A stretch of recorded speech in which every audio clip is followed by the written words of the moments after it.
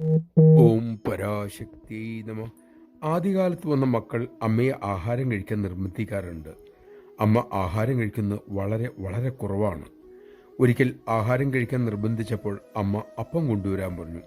നീലു എന്ന ഭക്തൻ അപ്പം കൊണ്ടുവന്നു. അമ്മ അത് കഴിച്ചു. വീണ്ടും അപ്പം ആവശ്യപ്പെട്ടു. അദ്ദേഹം വീണ്ടും കൊണ്ടുവന്ന് കൊടുത്തു. അമ്മ കൂടുതൽ അപ്പം ആവശ്യപ്പെടാൻ തുടങ്ങി.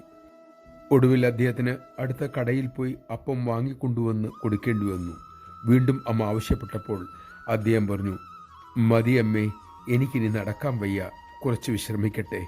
അമ്മ പുഞ്ചിരി തൂകി. നമഃശിവായ. ആ തിരുശരീരം ദിവ്യമാണ്. അതുകൊണ്ട് നമുക്ക് എന്ത് പീഡയും ക്ലേശവും അമ്മയുടെ ശരീരത്തിൽ ഏൽപ്പിക്കാം എന്നല്ല, ദിവ്യമായ ഭാവത്തോടെ വേണം നാം അമ്മയെ സമീപിക്കാനും ആ തിരുശരീരത്തിൽ സ്പർശിക്കാനും.